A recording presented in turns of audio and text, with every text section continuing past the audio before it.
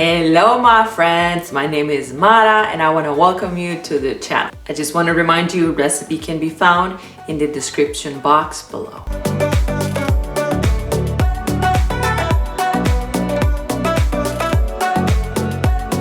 Add garlic to boiling water. Also black pepper and salt to taste. Place the chicken breast in the water. And I also added bay leaves. Cook the chicken for about 20 to 25 minutes or until you open one of the chicken breasts in half and you no longer see blood or pink color. The meat should be completely white. We remove the breast from the water. Save the chicken broth. It has a lot of flavor. To shred the chicken, place a fork in the breast and pull the meat with the other fork until the chicken is completely separated. If you want to do it much faster and no complications, place the mixer with the 2 large beaters at medium speed and start mixing the chicken. When the chicken is this thin, it will absorb all the flavors easier and it will taste delicious.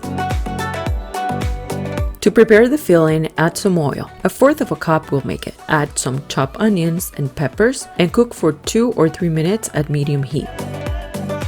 Add the tomatoes and crushed garlic.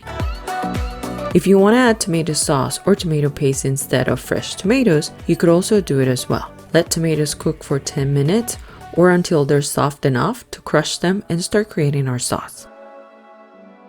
Add the shredded chicken and continue stirring until all the ingredients are incorporated. If you see the filling is a little bit dry, we can bring some of that chicken broth we set aside and add it accordingly to your taste. This would also depend on how dry the chicken was, how big the tomatoes were, etc., etc. Cook for another 10 to 15 minutes so the chicken absorbs the liquid from the broth. And add the sweet corn. If you also like peas, go ahead and add some peas. Add the dry oregano,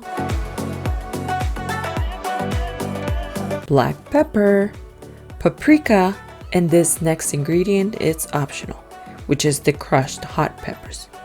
Don't forget to add the salt, which we will adjust later if we need to. But for the moment, we're just gonna add 1 tablespoon of salt. Stir these ingredients very well so the chicken absorbs all the flavors we just added. Cook for another 10 minutes, and when the filling is done and flavors have been adjusted, go ahead and add the cilantro. Mix for the last time and let the filling cool off completely before we add to the pie.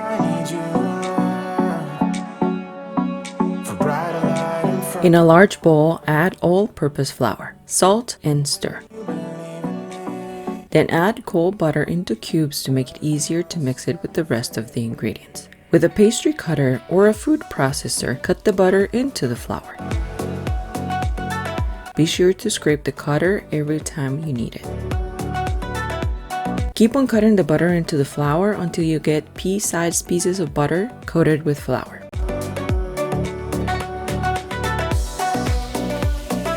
Add 4 tablespoons of cold water. Being careful not to add ice cubes into the mixture and continue mixing with your cutter. Then add 2 tablespoons more of water. You can see how it starts to form clumps, and if you would touch the mixture, it feels very cold. There is no need to continue cutting as we're going to incorporate everything in the same dough with the help of your spatula or spoon, but never with your hands. You can see there is still some loose flour at the bottom of the bowl. So go ahead and add 1 or 2 tablespoons of cold water until everything is combined. Do not add more than 9 tablespoons in total. Form a big ball with the dough. Do it with your hands, but be quick. We are not kneading the dough, just compressing the mixture into one. The faster you do it, the better. Remember, your hands are warm and they could start melting down the butter. Place the dough in a plastic bag and bring it to the fridge for 30 minutes minimum. Take the dough out of the bag and cut it in half. If you look at the middle of the dough, you can see how it's not a homogeneous mixture. This is excellent, and this is what we're looking for. Add a little flour to the table and start tapping your dough with the rolling pin.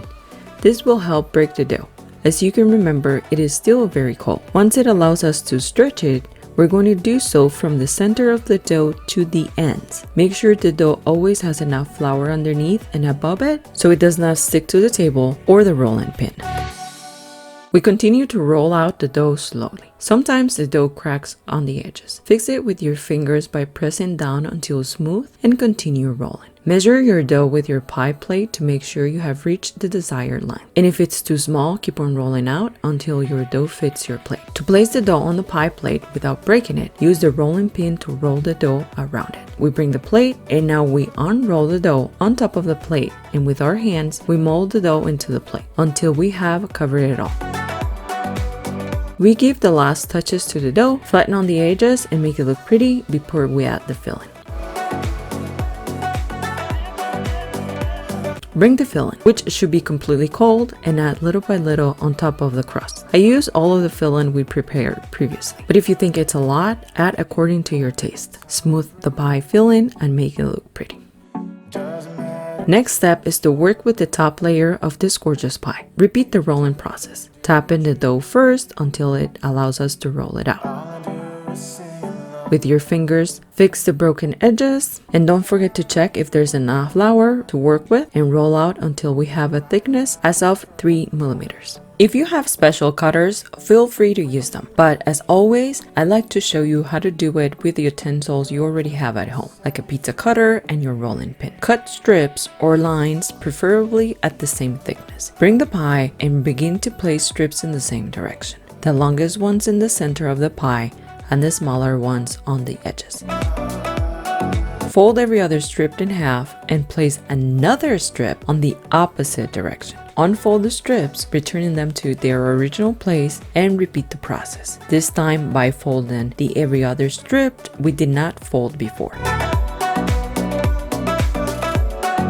And this is how you create your lattice shape.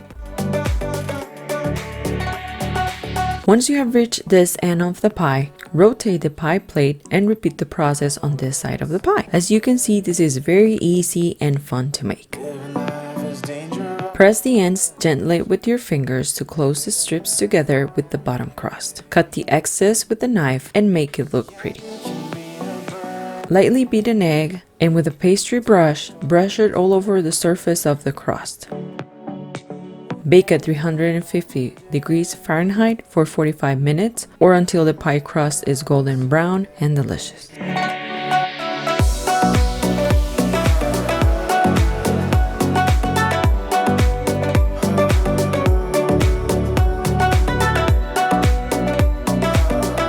If you haven't subscribed yet, in this little circle you'll be able to do so. And here I'm gonna just leave 2 other videos of recipes that you can follow and recreate and cook at home. Thank you guys for watching. See you next time. Bye bye.